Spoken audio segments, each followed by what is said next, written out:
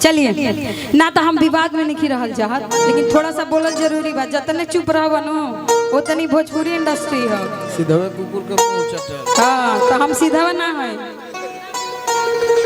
कैसे तो खेसारी भैया के फिल्म देखले रही तो में गाना गईले रहन कि नाक में अंगूरी कक के नाक में अंगूरी कैले बिया हिया कौना बाप के धिया। ठीक बा तो ना अगर बोलल जाए नहीं भोजपुरी में तो लोग सही में नाक में अंगूरी कर दी, तो बोलल बहुत जरूरी बा। बानू विष्णु भैया चला आओ बाबा कि हमरा नई हरवा सैया अब भइले भतीजवा जइबे करो कि हमरा नई हरवा सैया भइले भतीजवा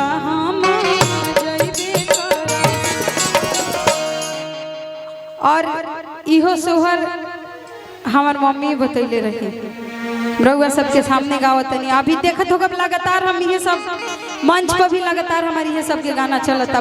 बाकी बाहर के लोग के गाना बहुत कम भोजपुरी में हम सुन के गाइला। यही से लोग कहे लगा, लोग ना कहे लेकिन भोजपुरी के कुछ कलाकार लोग कहे हेमा पांडे एक के गाना के गावत रहे थे। अरे भैया हमने के सोहर गावे के बोलावल गई बा तो हे बबुआ हमारे डीएम हुई हैं। ये गाना कहे ला लोग तो हर जगह पर जहाँ हरदियों के कार्यक्रम होके कुछ के भी कार्यक्रम होके तो हमरा के सोहर गावे के बोले ला लोग। तो पारंपरिक में बहुत भाई प्यार बा। बहुत हम हिंदी उंदी गाना बहुत कम गाइला और सेट सॉन्ग भी बहुत कम गाइला। वो डिमांड रहेला नीचे से पब्लिक के डिमांड रहेला तब। और ना तो देखा दीप बाबा हम चाहत ना रही कि हम भोजपुरी में बोली, लेकिन 2 दिन से लगातार लिंक हमारा पर भेजत गई हलो कि तहरे पका दो टारगेट बा, लेकिन नाम नहीं है हमारे लिखल गई। जहिए नाम लिखल जी वो दिन पूरा भोजपुरी अब बिहार पूरा भोजपुरी का पूरा यूपी बिहार हिल गई अनु भैया। और जे भी कोनो बात जाने को हुई तो विष्णु भैया सब बात जाने लगे हमार अनु विष्णु भैया चला कि हमारा नहीं हरवा से भइले भतीजवा हम जइबे कर चाहे तू मरबा चाहे हम गरी अइबा हम जइबे कर चाहे तू मरबा चाहे हम गरी अइबा हम जइबे कर हमरा नहीं हरवा सैया भइले भतीजवा हम जइबे कर।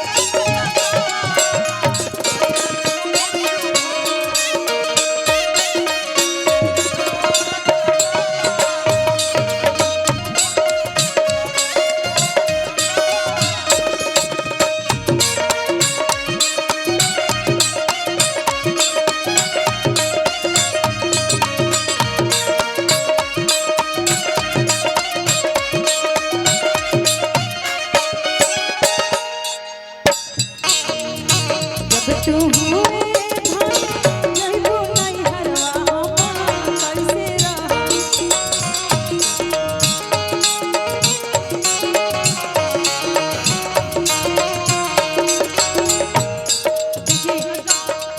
एकरा बाद मेहरारू के रिप्लाई रहता, हस्बैंड बोलते अपनी वाइफ से कि जब आप चली जाइएगा मायके, मतलब कि तार भतीजा भैया तू जब चल ही जीबू नहीं है तो हमारा के बनाई खियाई के।